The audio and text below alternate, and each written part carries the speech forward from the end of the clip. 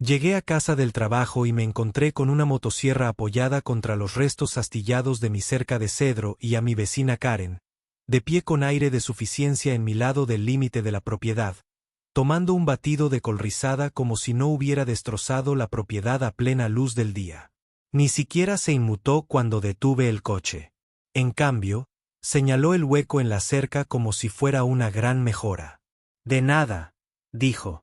Ahora puedo atravesarla en lugar de rodearla.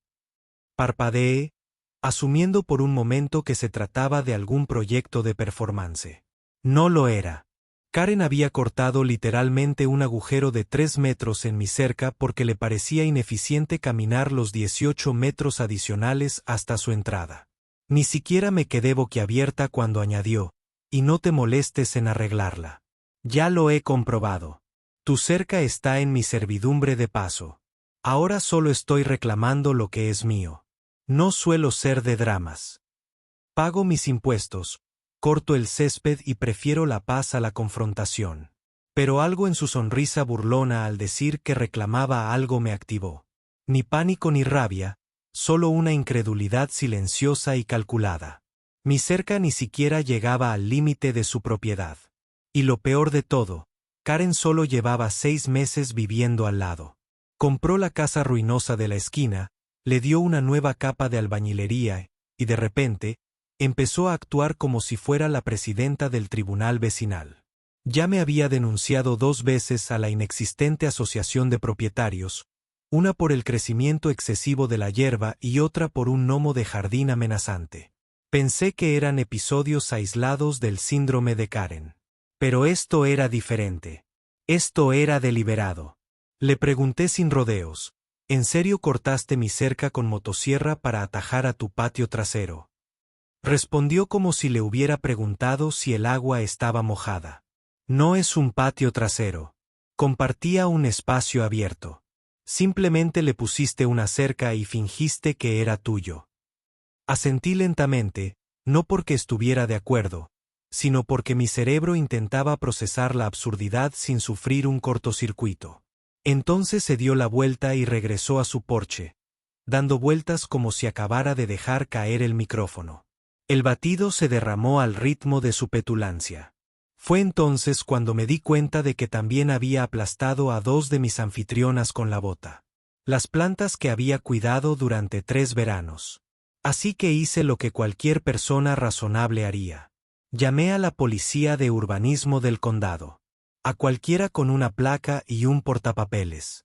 Resultó que mi cerca no solo no estaba en una servidumbre de paso, sino que tenía el catastro original de 1987 que lo demostraba. Y mejor aún, la casa de Karen estaba en un lote doble fragmentado al que se le había añadido una pequeña parcela durante una refinanciación turbia de hacía 2 propietarios. Una parcela que incluía la estrecha franja de césped que ella siempre había afirmado que era su acceso privado al cinturón verde. No lo era. Era un lote registrado pero separado, con su propio número de identificación fiscal y todo.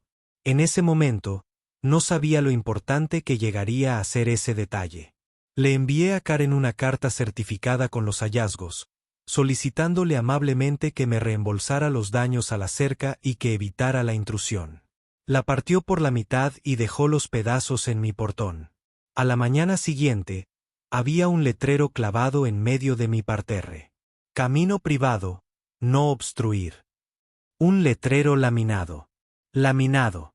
Karen había pasado de la agresión pasiva al delirio arquitectónico. Tomé fotos. Documenté. Y empecé a excavar. No tardé mucho en encontrar la joya de la corona.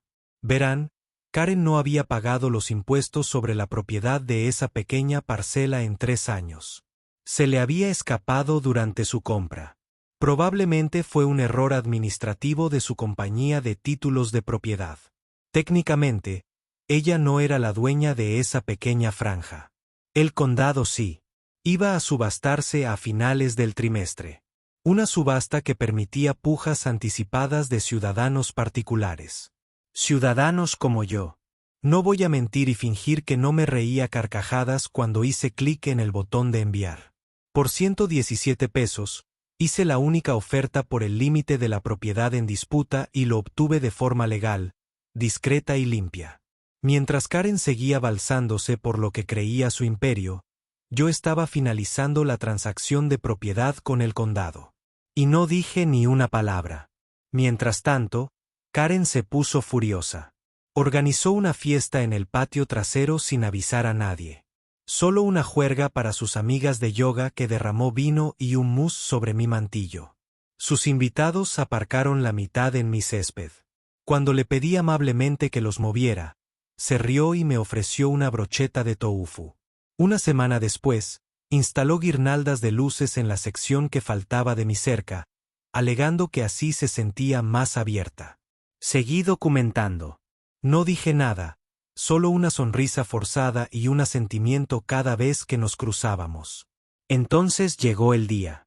La transferencia de la escritura llegó por correo. Oficialmente era la dueña de la franja de tierra de 3 metros que ella usaba ilegalmente como atajo. Y aquí es donde las cosas se pusieron realmente satisfactorias. Contraté a un topógrafo y a un contratista local, no para construir una cerca nueva, sino un muro alto, limpio y legalmente permitido para dar privacidad en mi propiedad, justo donde solía estar su atajo. Un sábado por la mañana, mientras estaba en una clase de yoga, el equipo llegó y se puso a trabajar. Karen regresó a media tarde y encontró su camino de batidos amurallado con una barricada de 1.8 metros y un letrero azul brillante. Propiedad privada y prohibido el paso. Los gritos comenzaron en serio alrededor de las 15:45. Los oí desde mi sala. Al principio, los ignoré, pero la curiosidad me venció. Salí y la vi golpeando el muro como si la hubiera insultado personalmente. «No puedes construir esto aquí», gritó. «Este es mi punto de acceso. Me estás bloqueando el paso». Con calma, le entregué una copia de la escritura, cuidadosamente doblada en un sobremanila. La examinó como si esperara que se incendiara. Movió los labios, intentando refutarlo, pero sus ojos decían la verdad. Sabía que había perdido el engaño. Pero Karen no había terminado. Ni de cerca. La semana siguiente, recibí la visita de un inspector del condado que alegó que había construido el muro demasiado cerca de un canal de drenaje. Cuando le enseñé los permisos y fotos del jardín de Karen, desviando el agua hacia mi jardín, negó con la cabeza y dijo, «Uf». Ese mismo día, alguien tiró un montón de compost en mi entrada. No había ninguna nota, pero olía sospechosamente a derrota y desesperación. Lo limpié con una sonrisa. Luego llegaron las cartas. Karen había encontrado un abogado, uno de esos bufetes de mala muerte que se anuncian en las paradas de autobús, y me exigía que restaurara el acceso tradicional al barrio o me enfrentara a una demanda por molestias. Envié una respuesta cortés de una página. «Destruiste mi cerca. Invadiste la propiedad.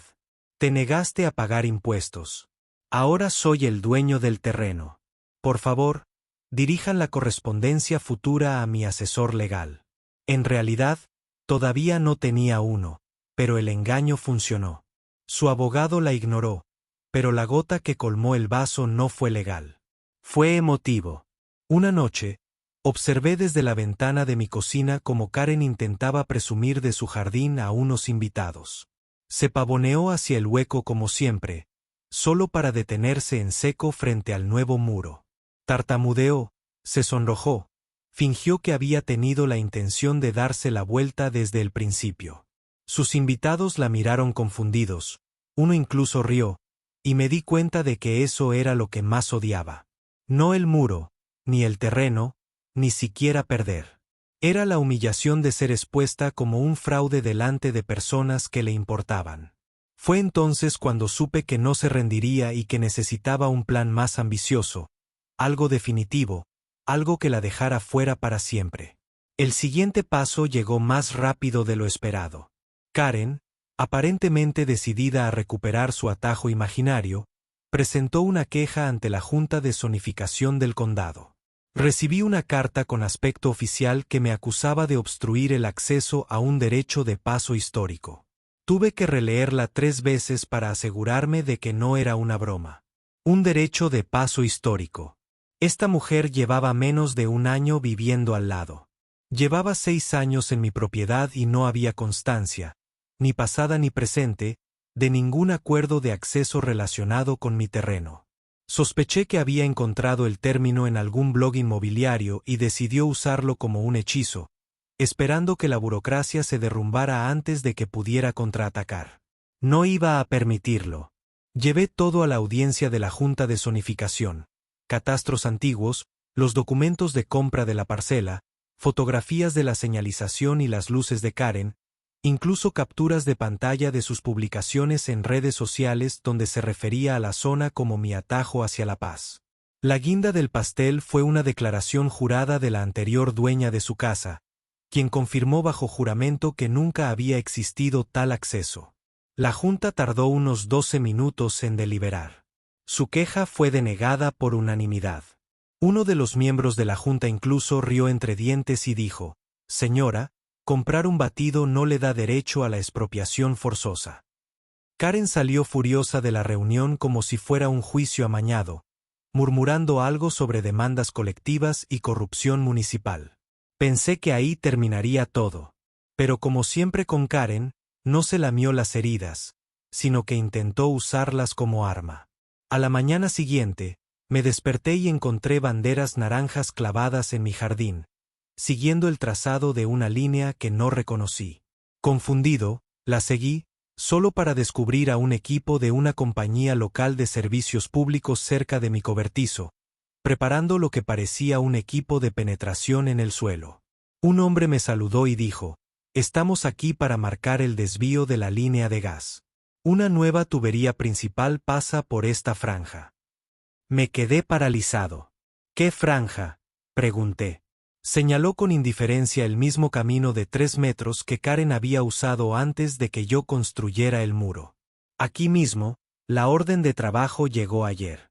Dice que es acceso compartido bajo servidumbre comunitaria. No soy un teórico de la conspiración, pero tampoco soy tonto. No había forma de que fuera una coincidencia». Karen había presentado una orden de trabajo fraudulenta alegando que el terreno que acababa de comprar aún estaba disponible para la mejora de la infraestructura compartida. Llamé inmediatamente a la Oficina de Servicios Públicos del condado. Revisaron sus registros. Efectivamente, alguien había presentado la solicitud con mi número de parcela, pero el nombre que aparecía en ella no era el mío. Estaba a nombre de K. Madson, el apellido de Karen, y había usado un apartado postal falso como remitente. Era una suplantación de identidad, simple y llanamente. Ese fue el punto de inflexión. Presenté una denuncia policial formal por fraude inmobiliario y suplantación de identidad. Un detective me contactó una semana después. Resultó que Karen tenía un pequeño historial. Nada grave, solo un par de multas por molestias en su anterior barrio, pero suficientes para señalarla como un problema recurrente. El detective me preguntó si quería presentar cargos. Dije que sí, pero solo si llegaba el caso. Sinceramente, en ese momento, estaba más interesado en terminar con el juego para siempre. Empecé a investigar su parcela de nuevo, esta vez con la vista puesta en las vulnerabilidades estructurales. Esperaba encontrar algún tipo de influencia, cualquier cosa que inclinara la balanza completamente a mi favor. Fue entonces cuando la encontré.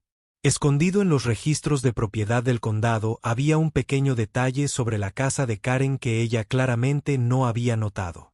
El garaje invadía otra parcela pequeña que técnicamente no estaba incluida en su escritura de propiedad.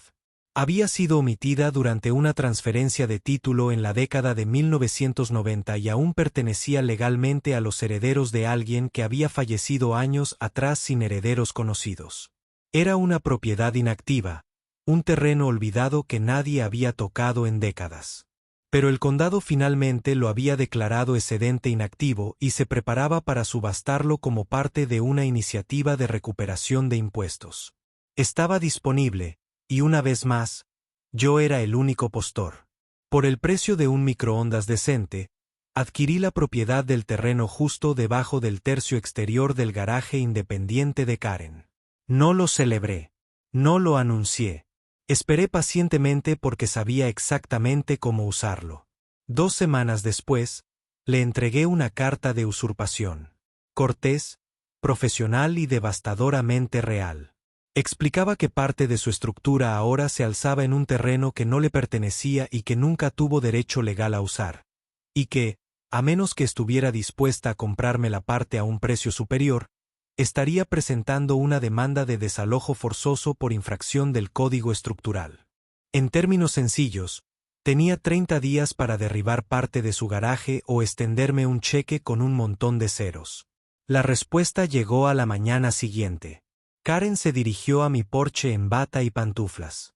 El rímel se le corría bajo los ojos como si no hubiera dormido. Sostenía la carta en una mano y una taza humeante en la otra. Abrí la puerta, tan tranquilo como siempre. «Has ido demasiado lejos», susurró. «Ahora me estás acosando. Esto es una guerra de propiedades maliciosa». Sonreí levemente. «No, Karen. Esto es inmobiliario». Empezó a decir algo más, pero en lugar de eso, tiró el café en mi felpudo y se fue hecha una furia. Ese fue su último acto de rebeldía antes de que la realidad se impusiera. Intentó oponerse, por supuesto, presentó otra apelación urbanística y contrató a otro abogado, uno que incluso llevaba corbata. Intentaron argumentar una usucapión, alegando que el garaje llevaba allí tanto tiempo que debía de haber adquirido derechos de uso permanente. Pero la documentación demostraba lo contrario. La parcela nunca se había fusionado legalmente. El garaje se construyó décadas después del error en la transferencia de tierras. No estaba amparado por derechos adquiridos.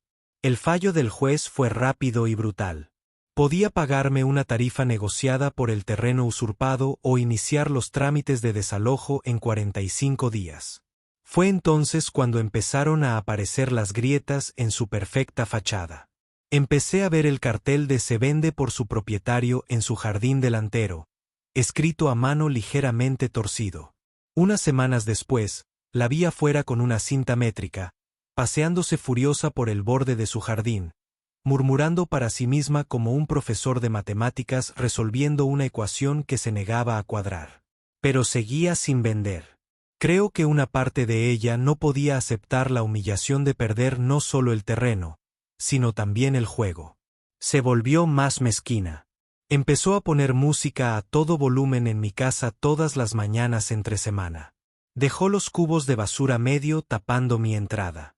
Una vez dejó el aspersor funcionando toda la noche, empapando mi patio lateral, pero nada de eso me inquietó porque yo tenía la sartén por el mango, y ella lo sabía.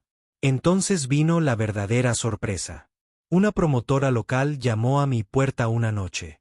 Planeaban construir un conjunto de casas adosadas en el terreno vacío de la esquina, unas casas más allá, y querían saber si estaría dispuesta a vender la pequeña parcela que ahora poseía bajo el garaje de Karen.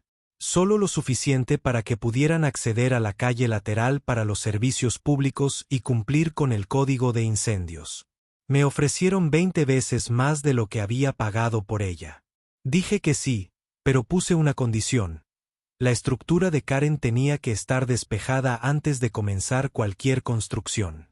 Tuve el primer presentimiento de que algo no iba bien cuando un desconocido entró en la entrada de Karen y empezó a sacar fotos de su garaje o lo que quedaba de él. Llevaba una de esas carpetas con láminas plastificadas y un medidor láser enganchado al cinturón, como todos los inspectores de viviendas que había conocido. Estaba podando los setos y fingí no verlo, pero mantuve la vista atenta. Caminó por la propiedad durante unos buenos 20 minutos, incluso cruzó la acera para pasearse junto al muro de privacidad que había construido en mi atajo, ahora legalmente mío. No llamó a mi puerta ni me miró a los ojos. Era metódico, silencioso, concentrado, no un agente inmobiliario, sino algo más profundo. Tomé nota mental justo a tiempo para pillar a Karen observándome desde la ventana de su cocina como un halcón rastreando a su presa. Esa noche, la curiosidad me venció. Busqué en Sillow, Redfin, en todas las páginas que se me ocurrieron. Y ahí estaba. Karen había puesto su casa a la venta discretamente con un anuncio vago y optimista que parecía escrito por un optimista delirante. Una encantadora propiedad esquinera con modificaciones estructurales recientes y espacio para ampliar, decía.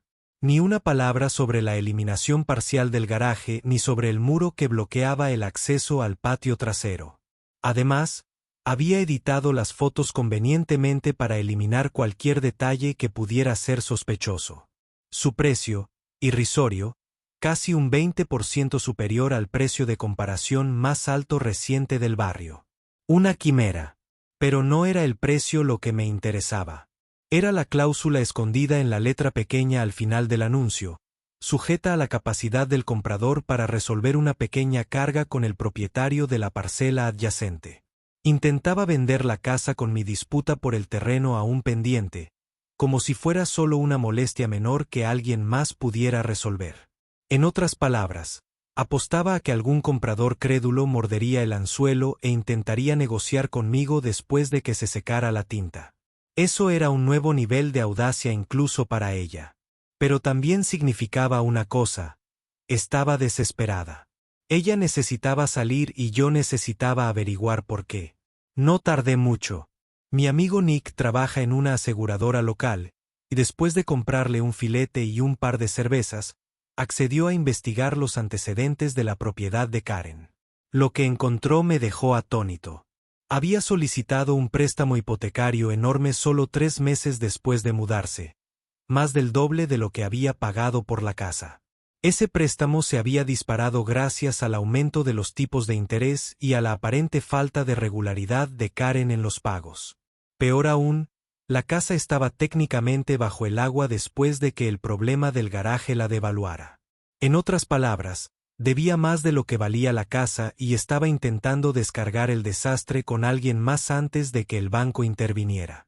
Eso explicaba la repentina amabilidad que empecé a recibir. Empezó con pequeñas cosas. Un saludo desde su porche, un cumplido por mi nuevo borde de césped, una caja de galletas comunes dejada en mi puerta con una nota que decía, sin resentimientos. No las toqué. Ya conocía a Karen demasiado bien. No era capaz de estar en paz. Su única estrategia. Me estaba ablandando, intentando que bajara la guardia.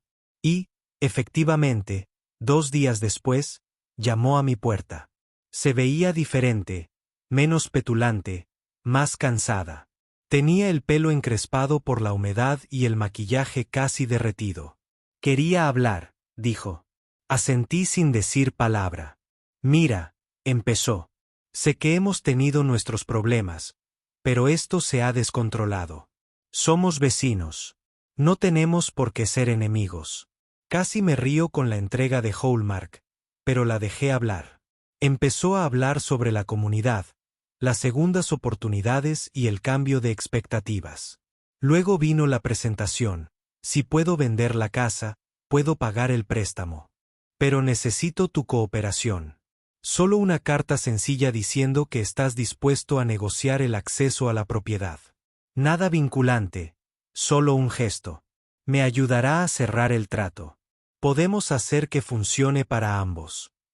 Ahí estaba. Todo el asunto se redujo a un simple favor que le daría todo lo que quería y me dejaría en la estacada. Sonreí cortésmente y le dije que lo pensaría. Parecía esperanzada, quizás incluso genuinamente aliviada. Pero una vez que se fue, me puse manos a la obra porque lo que Karen no sabía era que ya me habían contactado 2 veces compradores en efectivo preguntando por la parcela del garaje. Pensó que solo la estaba guardando por despecho. No tenía ni idea de que estaba activamente. Entretenidas ofertas de inversores reales, sin intención de ayudarla. Pero entonces, otro giro inesperado. Me llegó una carta que no era de Karen. Era de un bufete de abogados que representaba a una sociedad anónima fantasma. El mensaje era simple. Nuestra clienta está interesada en adquirir la parcela N grados 8771B, el terreno bajo el garaje de Karen. Están dispuestos a ofrecer un generoso acuerdo en efectivo y solicitar una reunión para discutir los términos. Busqué el nombre de la sociedad anónima en Google. Me llevó a una dirección genérica en Florida sin documentación real. Pero la agente registrada, prima de Karen, a 3 estados de distancia, intentaba comprarme el terreno anónimamente, probablemente asumiendo que aceptaría una oferta más alta si no sabía que era ella. Ahora, no sé en qué realidad vive. Pero en cuanto me di cuenta de la estafa, supe cómo responder.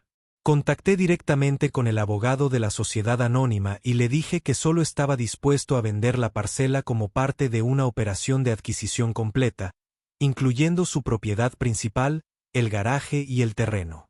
Les di una cifra ridícula, tan alta que daba risa. Luego esperé.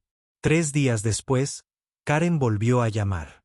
Esta vez, sin maquillaje, sin encanto, solo furia. ¿Te crees lista?, espetó. ¿De verdad crees que puedes desangrarme así? Ya he tenido compradores que se han marchado. Lo estás arruinando todo. La miré fijamente a los ojos. No, Karen. Estoy protegiendo lo que es mío. Empezaste esto cuando cortaste mi cerca. ¿Recuerdas?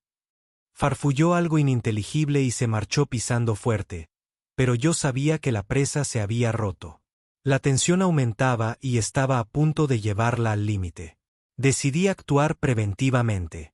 Imprimí volantes que simplemente decían: se vende, oportunidad de inversión, propiedad parcial de 114 Sycamore mediante derechos de acceso a la parcela, pregunte adentro.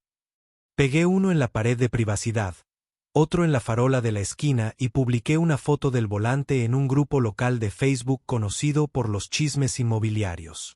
Los comentarios explotaron. En cuestión de horas, la gente especulaba descontroladamente sobre la pequeña guerra de vecinos y el drama de la apropiación de tierras. Nunca mencioné nombres. No hacía falta. Todos sabían de quién se trataba. Karen se enfureció. Llamó a la policía, alegando que la estaba acosando. Un agente se acercó, miró el volante y luego mi escritura. Se encogió de hombros y dijo: es raro, pero no es ilegal. Le ofrecí un refresco frío y lo despedí. Ese fin de semana, vi un camión de mudanzas en la entrada de su casa. No lo suficientemente grande como para hacer una mudanza real, pero sí lo suficientemente grande como para sugerir que estaba sacando objetos de valor. Tal vez se estaba preparando para una ejecución hipotecaria, o tal vez, solo tal vez, se estaba quedando sin mudanzas. En cualquier caso, no había terminado.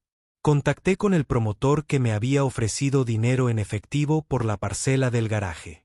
Le dije que aceptaba, pero quería 2 cosas por escrito: un plazo innegociable para la demolición y permiso para instalar vigilancia en el lugar durante la transición. Aceptó de inmediato.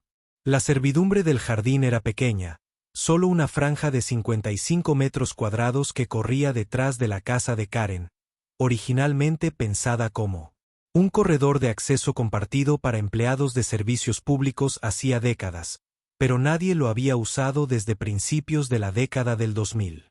Karen lo había convertido en un jardín de hierbas a la intemperie, con un banco deformado y una horrible estatua de gnomo que siempre parecía querer escapar.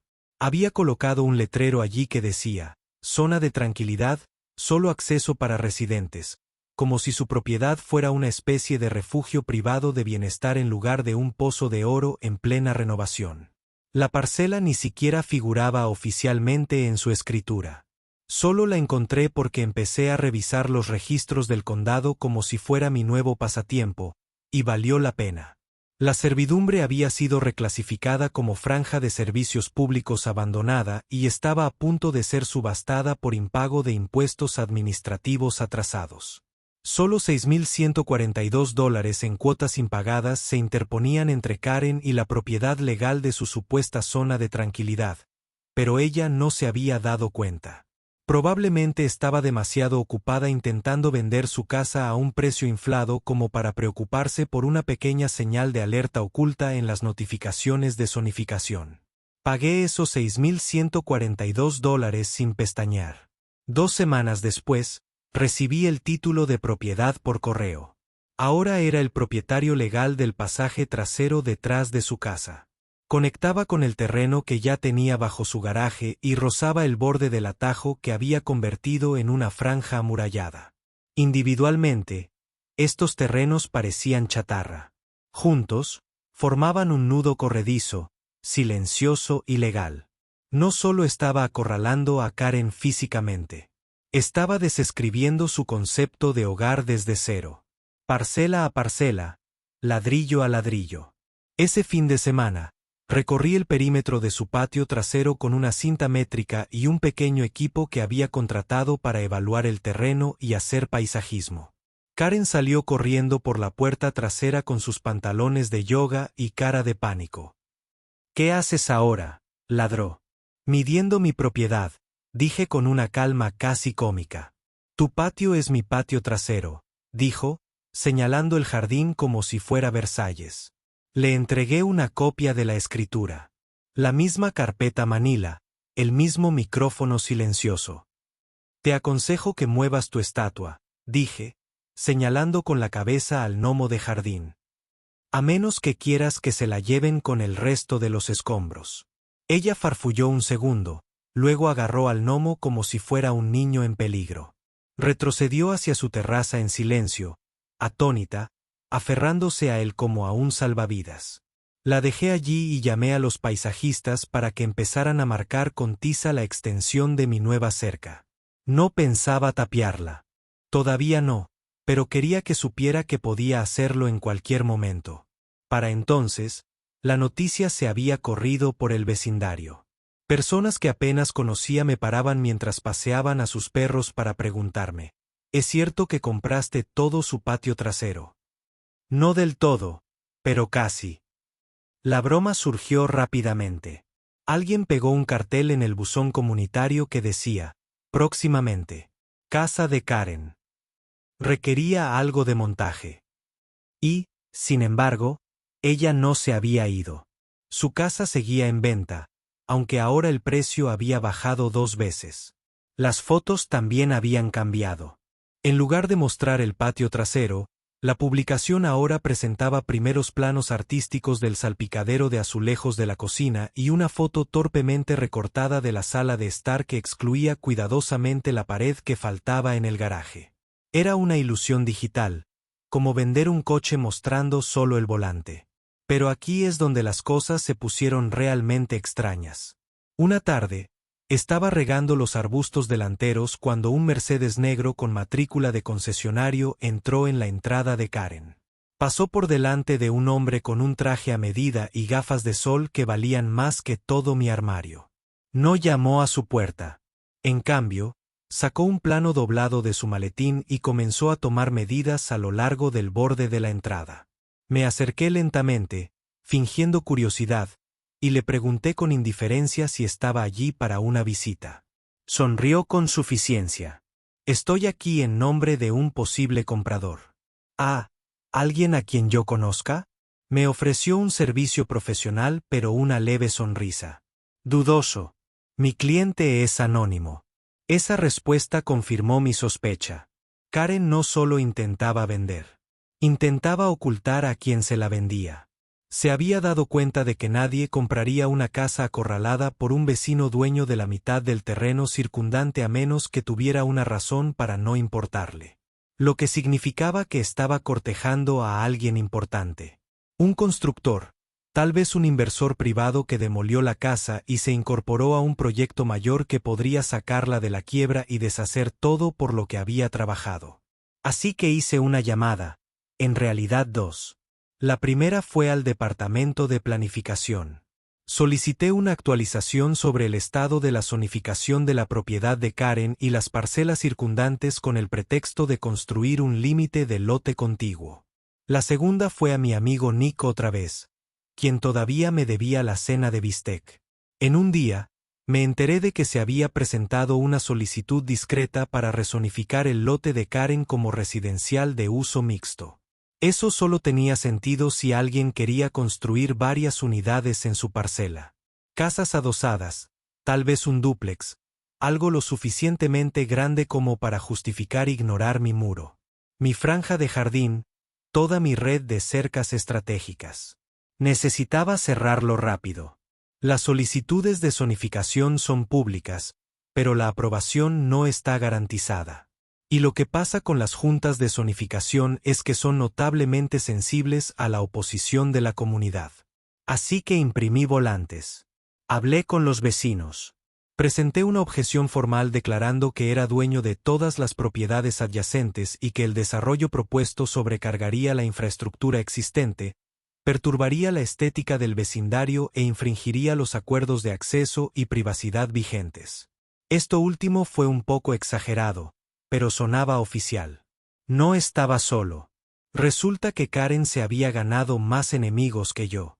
El tipo de enfrente al que una vez denunció por colocar una bandera de forma insalubre. Firmó mi petición. La familia con el niño autista cuyas necesidades sensoriales Karen desestimó durante una de sus fiestas ruidosas. No solo firmaron, sino que hicieron campaña conmigo. Cuando la junta de zonificación se reunió, acudimos en masa. Karen no asistió, pero su posible comprador sí. El tipo del traje, esta vez con un abogado a cuestas. Intentaron presentar la propuesta como una mejora inofensiva, pero la junta era escéptica. Los interrogaron sobre los contratiempos, el drenaje, los servicios públicos y la servidumbre. Los abogados tropezaron. Los promotores tartamudearon. Me senté atrás, tranquila, con los brazos cruzados, dejando que el caos floreciera a su alrededor. Al final, la Junta retrasó la decisión, a la espera de una revisión posterior. Eso es jerga burocrática para decir que probablemente no ocurrirá. El traje se fue a toda prisa, y así como así, el Ave María de Karen desapareció. Días después, su anuncio fue retirado silenciosamente. Sin cartel de vendido, sin pendiente, simplemente desapareció. Luego llegó el UAUL. Fue pequeño, no una mudanza completa, pero suficiente para sugerir rendición. La vi una última vez de pie en su porche con la misma expresión que tenía cuando se derrumbó el garaje. Resignación, no rabia. No saludó. No me miró fijamente. Simplemente me observó mientras caminaba hacia mi buzón. Expresión ilegible. El general derrotado viendo cómo se despejaba el campo de batalla. Casi sentí pena por ella. Pero la historia no había terminado porque solo 3 días después de su desaparición, recibí una carta de la oficina del secretario del condado. Karen había presentado una demanda de título de propiedad silenciosa justo antes de irse, intentando reclamar retroactivamente la propiedad de la parcela del atajo que había comprado en una subasta. Esperaba que nadie viera el papeleo a tiempo para objetar, pero volvió a subestimarme. La mañana que coloqué el último cartel, el sol aún no había alcanzado su máximo esplendor tras los árboles. El follaje aún se aferraba a la hierba, y el aire conservaba ese silencio excepcional que solo se consigue justo antes de que algo cambie para siempre. Los trabajadores que contraté acababan de terminar de instalar el último tramo de la valla de hierro alrededor de lo que solía ser el atajo de Karen, la servidumbre olvidada del jardín y el fantasma de los cimientos de su garaje. Y ahora, con la aprobación municipal en mano, los permisos oficiales sellados y todos los documentos legales en regla, estaba hecho. Mi terreno, mi parque, mi signo de puntuación. El cartel era negro mate con letras blancas. Simple, discreto, pero conciso. Parque conmemorativo del atajo de Karen. Acceso. Ninguno. Debajo, en letras más pequeñas. Privado. Prohibido el paso. Los infractores serán procesados. No esperaba aplausos. No estaba tratando de ser un héroe o un villano. Solo quería una finalidad, un cierre, un mensaje en hierro y tierra que dijera, tú empujaste. Retrocedí y ahora hemos terminado. Pero como ocurre con todo en esta saga, Karen tenía una última carta que jugar. No en persona, ya que para entonces ya se había ido, sino a través de la silenciosa acción de título que había presentado antes de desaparecer. Ella estaba intentando revertir el reclamo de propiedad del paquete de acceso directo original que había comprado en una subasta, alegando que lo había usado abierta y continuamente para acceso y mantenimiento. Era una vieja táctica legal, la posesión adversa mediante prescripción. Si pudiera demostrar que había utilizado la tierra sin ser cuestionada durante un cierto número de años, podría tener una oportunidad. El único problema es que no había estado aquí el tiempo suficiente. Ni siquiera cerca.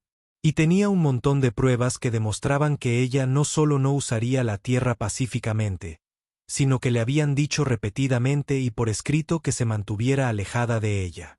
Aún así, no iba a dejarlo librado al azar. Presenté una contrademanda. Mi argumento era hermético. Incluí todo. Marcas de tiempo de su invasión, fotografías de la cerca rota, su letrero de atajo laminado, las cartas de cese y desistimiento, la estafa de servicios públicos, incluso una transcripción de la reunión de zonificación donde se negaron sus invasiones. Construí una pared de papel tan alta que cualquier juez necesitaría una escalera y una aspirina para atravesarla. La audiencia fue fijada para la semana siguiente. Casi esperaba que Karen apareciera en persona, tal vez en alguna reinvención de sí misma, vestida de lino beige y llevando un cuaderno de citas espirituales, pero no apareció. Su abogado lo hizo, claramente avergonzado de estar allí. Él presentó su reclamo sin entusiasmo, claramente consciente de que estaba nadando contra la corriente con un bloque de cemento atado a su cintura. El juez escuchó pacientemente. Luego se volvió hacia mí. ¿Hay alguna razón?, preguntó. Porque nombró a la parte de su propiedad orientada al público Karen's Shortcut Memorial Park. Sonreí cortésmente y dije, sí, señoría. Es un recordatorio de que ignorar los límites tiene consecuencias. Schat years ago. And in that stillness, I realized something that surprised me. I didn't hate Karen. Not really. I pitied her. Every single escalation she launched was rooted in fear. Fear of losing control. Fear of being irrelevant. Fear that someone else might be right. She didn't crave land. She craved dominance. And when she couldn't achieve it, she unraveled. After the hearing, I walked back to the park. I sat on the new bench I installed, right donde solía estar su gnomo de jardín en cuclillas. Desde allí pude ver su antigua casa, ahora vacía, propiedad del banco, el césped cubierto de maleza y el revestimiento empezando a despegarse. No había llegado ningún comprador. Los inversores perdieron interés después de que la junta de zonificación lo cerró. La propiedad se había convertido en lo que siempre amenazó ser: un monumento a la terquedad y el rencor. Esa noche, recibí a algunos vecinos en el parque, solo una reunión informal, algunas bebidas frías, algunas sillas plegables, risas tranquilas mientras compartíamos historias del reinado de Karen. La gente trajo juegos de césped y galletas. Alguien incluso hizo camisetas que decían superviviente de atajos. No planeé nada de eso. Simplemente sucedió de forma natural. Como si el vecindario estuviera sanando, reclamándose a sí mismo. A mitad de la noche, una mujer mayor que no había conocido antes se me acercó y me dijo: «Tú eres el tipo que compró todas las piezas del rompecabezas». Me reí. Supongo que esa es una forma de decirlo. Ella sonrió suavemente. Mi marido y yo nos mudamos aquí en el 89. Recuerdo cuando este lugar era solo un bosque abierto. A lo largo de los años, la gente intentó córtelo y reclame pedazos, pero nadie descubrió cómo volver a unirlos. Asentí lentamente. Hasta ahora. Miró alrededor del parque. Es extraño. Se siente completo otra vez. No por lo que construiste, sino por lo que detuviste. Eso se me quedó grabado. Pasé las siguientes semanas convirtiendo el atajo de Karen en algo que valiera la pena conservar. Planté arbustos, agregué un camino de grava que no llevaba a ninguna parte solo por el simbolismo. Instalé un comedero para pájaros y llamé Greg a la ardilla que seguía asaltándolo. Ya no se trataba de venganza. Se trataba de paz. Había reclamado mi valla, mi tiempo, mi dignidad, y en el proceso, le había dado algo a cambio al vecindario. Pero el giro final llegó meses después. Recibí una carta de un bufete de abogados de un condado vecino. Al parecer, Karen había incumplido todos los préstamos que tenía y el banco estaba demandando su recuperación. Enterrada en los documentos adjuntos había una lista de sus bienes declarados. Era un pequeño catálogo triste de verdades a medias, una casa que ya no era de su propiedad, un garaje que ya no le pertenecía. Ya no existía, y este fue el truco. Derechos exclusivos de acceso al jardín mediante servidumbre. La misma servidumbre que ella había perdido para mí. Era como si toda su realidad se hubiera construido sobre la base de una fantasía. Ella nunca aceptó que las líneas en un mapa significaran algo, que una cerca no era solo madera, era ley, que poseer tierras no era lo mismo que controlar a la gente. Pensó que el mundo se doblaría si presionaba lo suficiente. Pero lo único que hizo fue profundizar más. Nunca respondí a la carta. No quedaba nada más que decir. Llegó la primavera, los árboles florecieron. Agregué un arco de madera a la entrada del parque tallado por un artista local. Decía, los límites hacen buenos vecinos. No pretendía ser una excavación. Era una verdad que me había ganado a duras penas. Algunas veces pillé a alguien que pasaba y se detenía para leer el cartel.